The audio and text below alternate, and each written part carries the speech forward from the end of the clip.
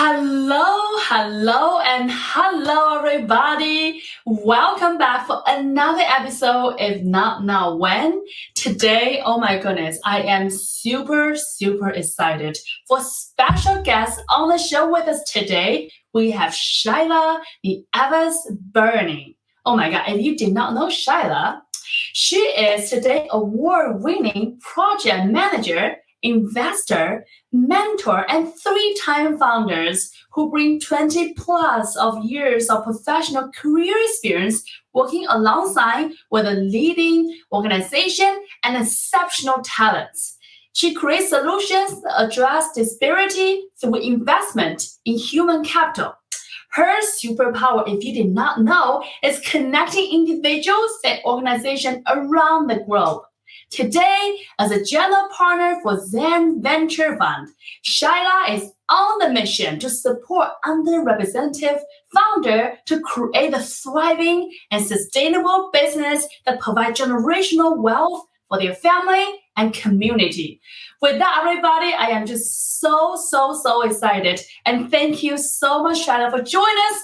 And welcome to the show. Thank you so much, Gwen. I'm so happy to be here. One of the part that wasn't mentioned in that bio is that I'm an instigator and a catalyst. So I am out here unearthing problems and trying to find solutions for those problems. And so that is who I am at heart. And I'm so happy to be here. So beautiful. We are super excited you are here with us today. So I want to kick up our conversation with, wow, Shila, you've done a lot. So tell us, how does all the journey get started? So I guess because I've always been I've always questioned why around anything that I was doing. And so I was always curious about different opportunities. And so for me, I started out wanting to be a teacher when I left college. And I decided that I didn't have the patience for children. I love children, but I did find myself in the education system, but not in the classroom. And so did that for about 15 years in Orlando, and just found that I had a knack for working with young people, and that I wanted my career to solve problems no matter what I did. And so that's how I found these very interesting opportunities in different industries. And so even landing here in the space of venture capital. Wow, what a different path from teacher to venture capital. So tell us, what inspired you? How does that even come about? How do you have that conversation? So it still goes back to problem solving. So when I was in the education system, while I was not in the classroom, I was on the administrative side, meaning that I worked alongside the school administrators, the principal, as the operations person. And so, you get to see problems at a different level. And it's you're like, okay, this is how are we going to solve that? And so each time I had an opportunity to sit at the table, whether it's when I was with the public school system at a high school, it was about how do we get these young people who come from, very low to moderate income backgrounds, how do we get them what they need in terms of school supplies? How do we ensure that they have a great community? And so we would work with, churches and that sort of stuff to get youth engaged. And I did that every time. I mean, my day job was one thing about managing operations of a school, but my evenings were spent working with young people, working with community leaders, ensuring that young people had access to resources. So that whole access has been a part of my career. And then moving on from there, I spent about 15 years in the public school system in Florida. And then we moved here to Atlanta, where I really wanted to stay in education, but I didn't get an opportunity I wanted. I boo-cried over this one opportunity at a state university, but then found myself hired at the Atlanta Journal-Constitution, managing the features department, the operations of that, which was boring as heck to me. And I said to my boss, well, can I write stories? Can I get on the writing side? And so again, interesting, curious, was able to leverage my voice at the table anytime we talked about anything that was on the cover of our pages. And then I began to write fashion and home stories, while also fundraising for youth in the Atlanta area. We did this major fundraiser every year, and I would do that. And I held all these sort of events, bringing community together. And so those are just two instances where I've done that same exact stuff everywhere I've gone, and including venture. I didn't start out with the idea of raising a venture fund. I thought how can I support entrepreneurs, right? What do they need to be successful? What do they need to get capital? And so that's what started that same journey of like finding resources for entrepreneurs. And that's so it's from that beginning, it's a continuous thread of ensuring that communities have access to resources, access to networks, and the biggest thing is the access to capital. Why is that important to you, Shia? As a young person, like my parents weren't wealthy, but I didn't know we weren't wealthy because we had everything we needed.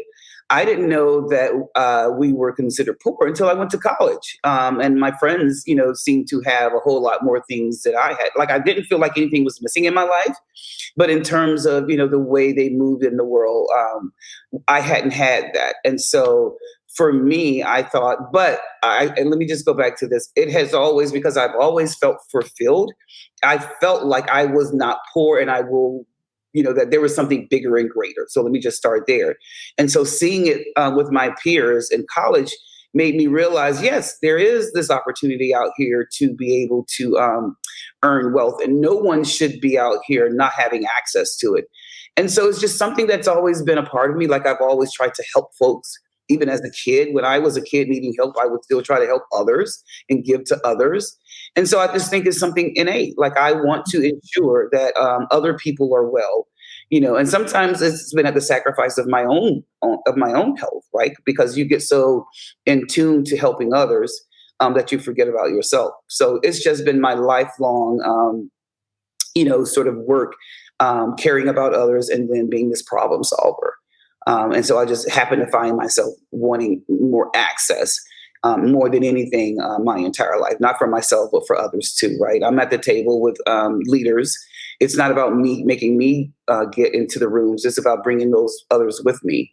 Mm-hmm. And so that is how it's just been who I am from the beginning. And, it sounds like you are truly a giver in your heart. You always want to help, want to make sure bring everybody on the table and supporting the community. I'm curious, what inspired you specifically starting the Zane Venture Fund, and why now? And why you? Sure. So, and those are great. I love why questions. So, of course, at the time I was sourcing investors. I had started a company. I had gone into full-time entrepreneurship, started a company called the Burney Experience, where I was supporting small businesses and nonprofits through with organizational support and project management, and curating events for empowerment events for women. And so was really doing well 3 months in, and I was offered the opportunity to source investors for a startup.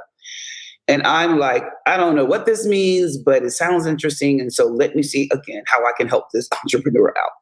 And so I spent about 7 months helping him out, really getting him capital ready, which is I'll tell that story a little bit later.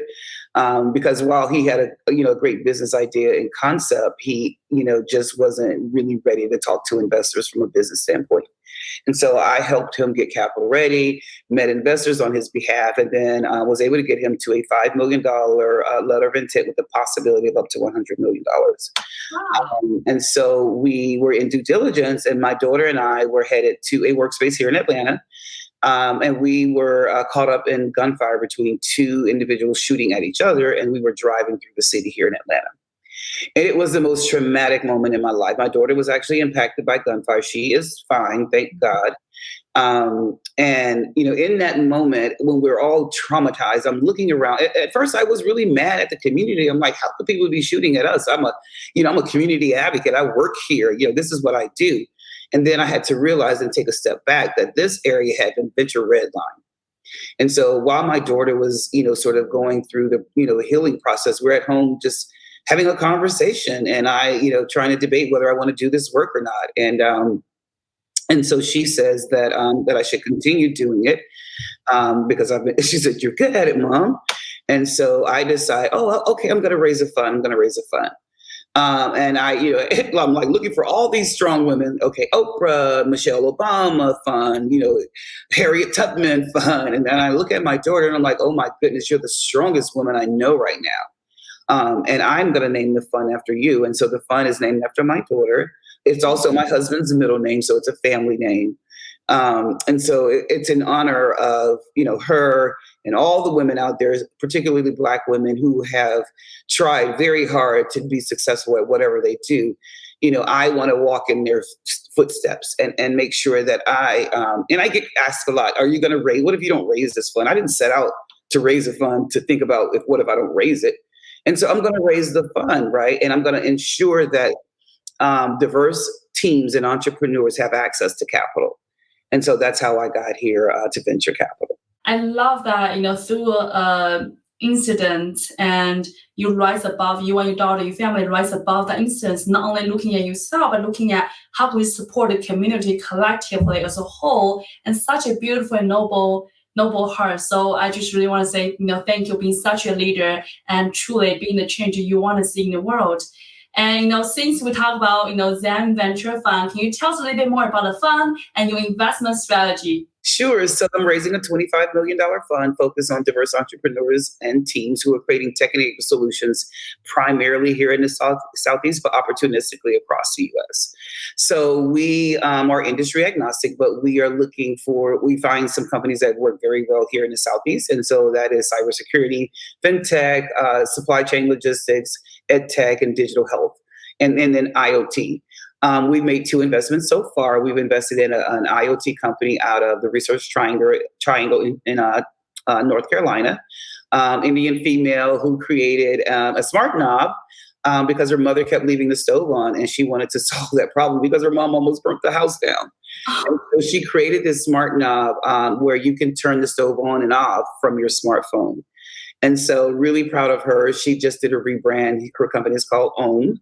And so that's one investment. And then the other one was called Paramob. It's an payment by text, so payment by SMS, for big brands who may have an opportunity that they want to share with their followers. So their followers can get these items because they already know your size. You just got to respond to the text and you have your product.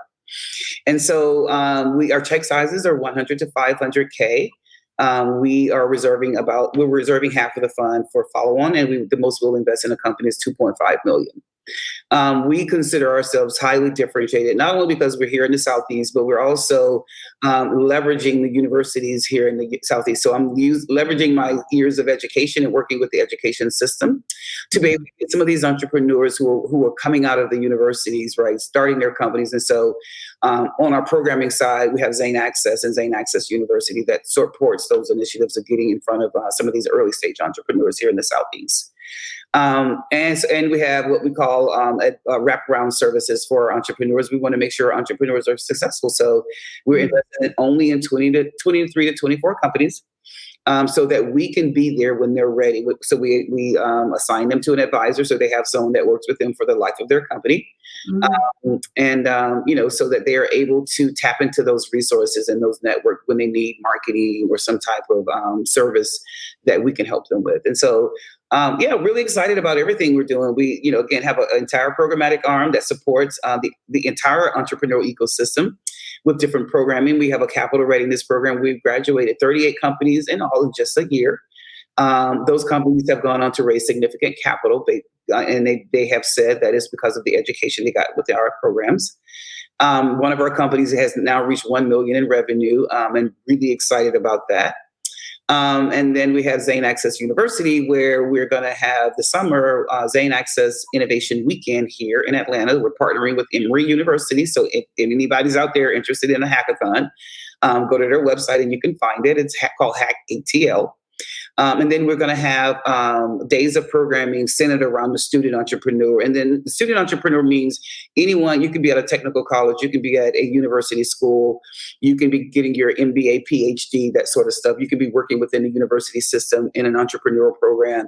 That's the market that we're targeting with this particular event. So that's what we do. I know that's a lot to take in, but we really created our ecosystem here and have just been recognized for doing great work here in the city from one of our newspapers. So. Wow, Shila, this is not just you start the entire ecosystem. And I love the comment you said earlier. You start this fund, it's not thinking, what if you're not going to raise? Like, I love that. I feel like you're such a doer. You have this intention, you just go full in and now see what you're creating. It's just so incredible and so inspiring.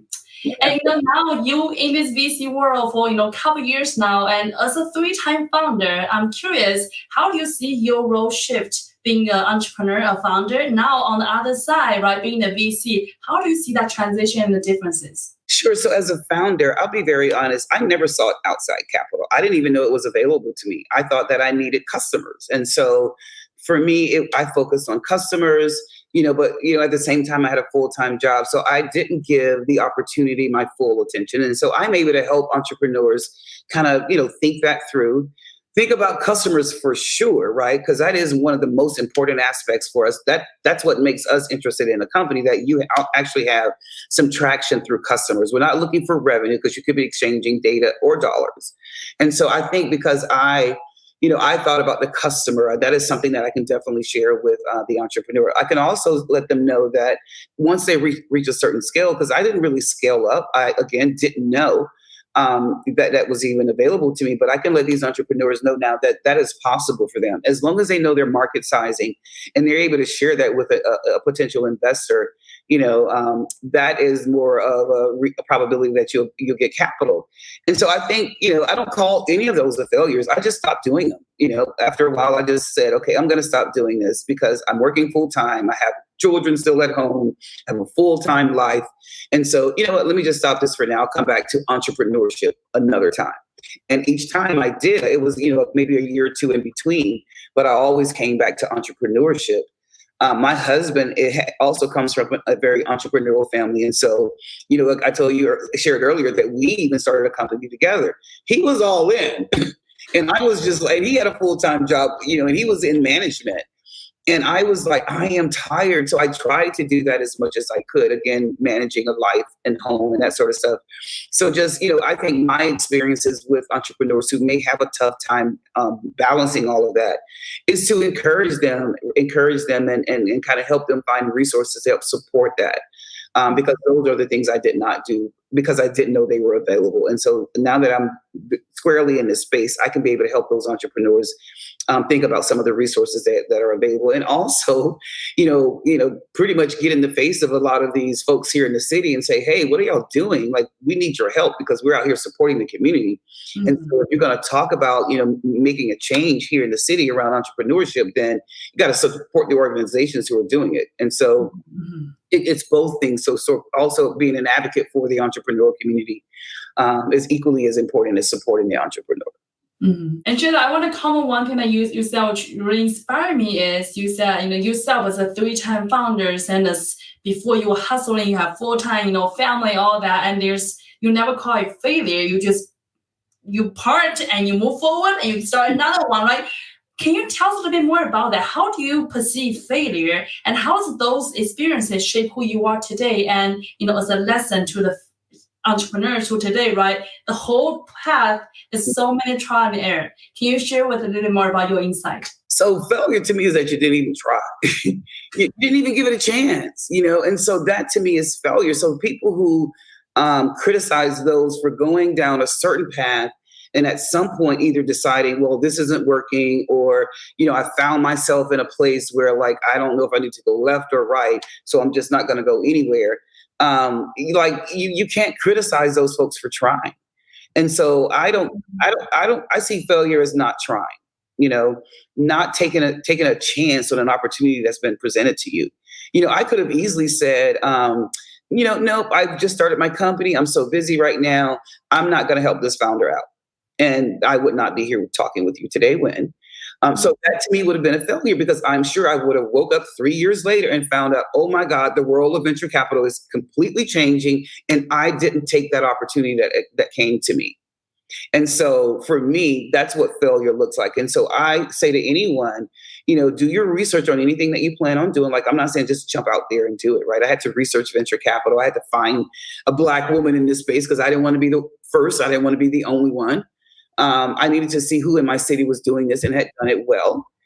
So I did a lot of research before I took that leap. And so don't go into an opportunity blind at all. But also don't look at opportunity if it doesn't like fit this square peg that you've given yourself. I think there's always room to kind of grow and learn and If it doesn't work, it doesn't work. I have forgotten that I worked at a startup. That's just how much I move on from things, right? So I worked at a startup in Chicago for about 90 days. I don't want to name it because I think they've been sold. But in that experience, I didn't know what I had around me at the time. I didn't know that I was in the middle of innovation. There were so many pockets of companies that were there. I was on one particular team. And so I just took it as in that time, I had just moved to Chicago, new transplant to a city. My kids were in, new schools. And I was so focused on my home. We still had our house here in Atlanta. And so trying to juggle all that. And I didn't realize what was around me, that I was in this space in 2012. And I didn't even know it. And so I missed that opportunity by not engaging at a high level. I went to do my job. I went to the little activities, and then I went home. But I was in the middle of innovation happening. And part of it was being funded by a VC fund. And I didn't even realize that until I fast forwarded into the space, and I'm going, you know what? You didn't leverage that opportunity as much as you could. Now, I'm not gonna sit here and call myself a failure, because I didn't. I'm just saying I found myself in this space, I don't know, 9 years ago, and I did nothing. Fast forward, here I am, and I'm just thinking, wow, like who knows what could have happened if I would have just stepped out of my little box and been a little bit more curious in that space. But again, not a failure, just a missed opportunity. I love that you keep emphasizing it's not a failure. I think it's so important that I read this book. I said that the difference is between average people versus achieving people is their definition or perception about failure. And the fact that you said it multiple times, like, yes, that's true. And I think it's so beautiful that you have such a healthy and beautiful mindset about who you are, and really seeing those experiences as a stepping stone instead of a quote unquote failure. And in my humble opinion, I think that's one of the reasons that people don't say yes, don't move forward, because they're afraid of failure. Well, how does that look like? And Shila, from your experience, you're such a doer in heart. You are just so bold and moving one step after another, whether it's, being one of the very not many, female VC, not only with color. That is just really inspiring act. And I really admire what you do. And I'm curious, do you always this way? Do you never afraid? Like, how do you able to always move forward in make those tough choices when it's just not a common threat to cross? So my husband and I were talking about this the other day. Like and I tried it. I guess I'm thinking, I've never been afraid. I'm not afraid of people. I'm not afraid of places. I am somewhat afraid of the unknown, but not in the unknown of like, oh, am I going to get capital raised, but in the unknown of going over a hill and I don't know what's at the bottom, that sort of stuff. But I'm just I can attribute it to being very secure as a young, as a little girl. My dad doted on me and made me feel very safe and secure. And I was always in his arms or nearby him, except for when he went to work. As soon as he was off work, I was on my tricycle racing to his car, to see him, and singing this song along with my cousins about my daddy's home, and then so that to me has always resonated and stayed with me all of my life, even when my dad and my mom separated and we were not together for years, decades, actually. Mm-hmm. I kept that close to me, and I felt like that part of me stayed, even though he was not there. I kept that strength of not being afraid because of just having this, this feeling from my dad. And then I'll give you this one time, and this is like, I'm not trying to creep anybody out. I'm just telling the truth of what happened to me when I was a kid. I was about maybe 8 or 9 years old. I can't remember my exact age, or maybe even a little bit older. And I was at my mom's apartment, and I had heard this like loud noise in the apartment, right? And I got scared. And so I ran. I don't know if you've ever seen those little orange Bibles. They're named something. I forgot what they're called. But I ran to this Bible and opened up the Bible and I'm not trying to scare anyone, but I opened it up and it said, "Don't be afraid, for it's me knocking at the door." I've never been able to find that scripture anywhere. I ran out of that apartment. I'm like, I don't know what that means to me, but I had that, and it's giving me chills now thinking about it. But that also like confirmed to me to not be afraid, And so, yeah, I attribute it to those two things. And I've been in some scary situations where you're like, are you really going to do that? And yeah, I'm going to go do it. And so, yeah, I just don't carry that fear with me. Otherwise, I might as well stay home and just, not go anywhere. But I'm not that kind of person. As a matter of fact, I sort of I hit problems head on. Like, okay, so this is what you guys want to talk about, or this is what we need to be discussing. I don't run from issues. I want to hit them head on. So I think it's just been a part of my that sort of early upbringing, and then that confirmation for me. I really believe everything happened for a reason, and that as a message, that's why it's so close to your heart. And Shayla, along the journey, I feel like you have such a fire in your chest. I wonder where that fire come from, and what impact you want to create in the world. So I think that fire still came from my dad not being there. While I loved him dearly, I think it came from now that sort of, I'm not the oldest child, I'm the second oldest. I felt like I needed to step up, right? I need to be like replace. And no one asked me to. That's the thing. I felt like I needed not to replace my dad, but be that sort of strength for my mom. Mm-hmm. And so a lot of it came from being, I don't want to say the survival instinct, but making sure that none of us never go without anything. And, so I worked a lot in high school. I don't know, like even as a kid, I worked in a local record store. I worked at this women's restaurant. Like I was always that little hustler. I don't know why, but I was like, I got to be the one that helps solve all our problems as a kid. And I think I hold a lot of that now. But that fire has just been always fighting against, like, people shouldn't like have to struggle like that. People shouldn't have to live a certain way. And then I went to college. I went to an HBCU, Florida A&M University, and where I got to really learn who I am as a individual, right, as a Black woman. Even though I'm a Black Latina, my dad's Puerto Rican, I didn't live the Latina life because they were separated very, very early. And so I didn't have that, any more of that culture once my dad wasn't in my life. But I was definitely a Black woman. And so I got to learn who I was, where I came from, just the education that we were learning there. Mm-hmm. But I also got to see injustices like up front. And so immediately I was like marching, on behalf of apartheid in college, fighting. I was like, I'm going to join the NAACP because we got to fight for the rights of people of color, so much to the point, like I had a part-time job and they didn't rehire me for the next summer because they said I had gotten too radical. And I'm like, radical? All I want are rights of people. That's it. So I was like, okay, I won't be working there anymore. But I have just been a fighter all my life. And it's just a part of who I am. I mean, I push back even sometimes when people are afraid to push back. I think I have a voice and I'm going to use it. Like that's part of that fight. Wow. So it's just been who I am. What about impact? What kind of mark you want to leave on the earth? So I have always loved working with young people and seeing them reach their fullest potential. And I feel like on this fun side, I'm doing the same thing. And that is what I want to leave a legacy of, that I gave way more than I took from the world, from the community, right? I'm going to give back way more than I've taken. And so, and that my legacy will live on with my children and that they won't have to. I watched the Kennedys, a new documentary and I love the Kennedys, just the historical part of it. And I hadn't seen this aspect of it where Joe, the father, had said that he would work very hard so his kids could do jobs of service to the community, that sort of stuff. And you think they all have, right? They were either in politics or some sort of thing.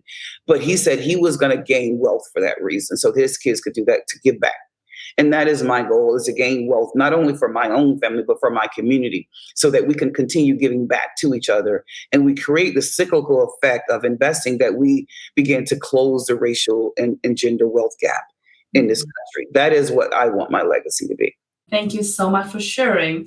And, along the journey, Shayla, you made so many tough choices. And I'm curious, you, of course, have so many success along the journey, along the way. What is your definition of success? And to that, do you think you are successful? So I think I am successful. It's taken me a while to get that because I've always worked behind someone else, meaning I worked for an executive, I worked for a director, and making sure that they were successful in their day-to-day work, right? As a project manager, that sort of stuff.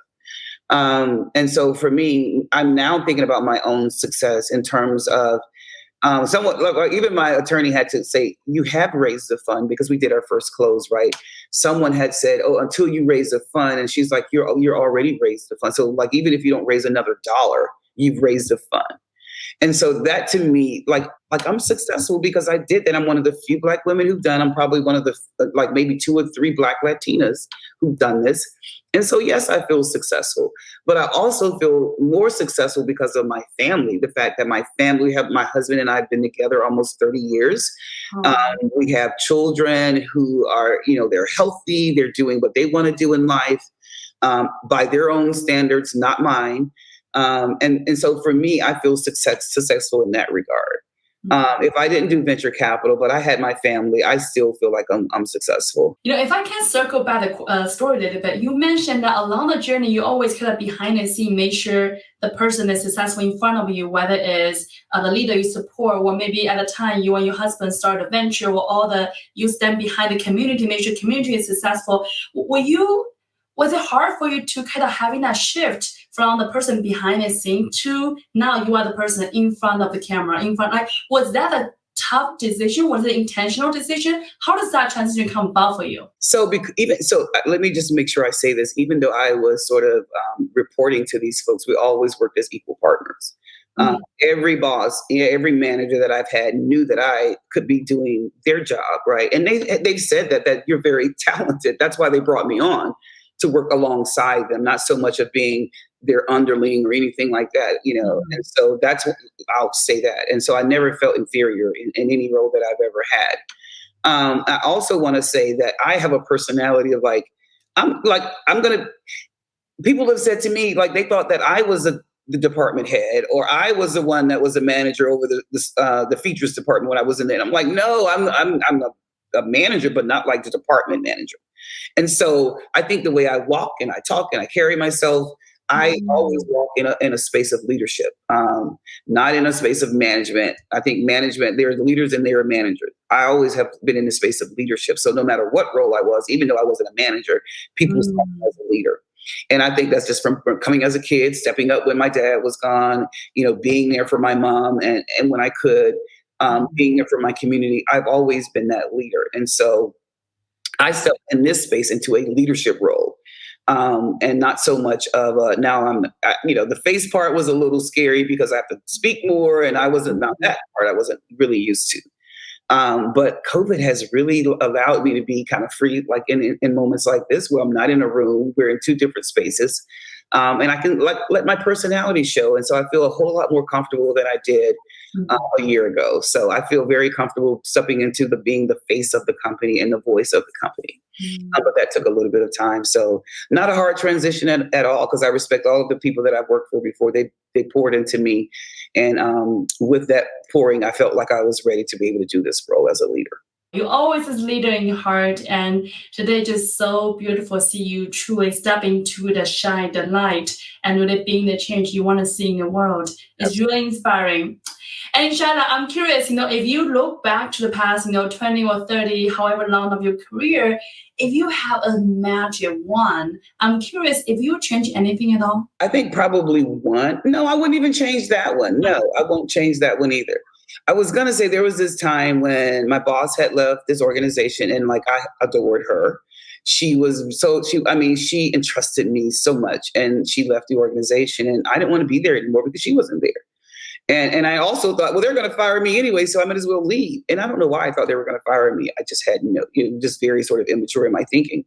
And so I left there and I went to a charter school startup here in Atlanta, and I spent about 90 days there. And that was I actually cracked my foot. I didn't know that I was working so hard at that school. Because we were trying to get it ready and open for the first group of students who were coming in. Mhm. And it took everything out of me because I'm one of these folks. I'm a perfectionist. I'm like, this school has to look good, smell good, because it was an old building.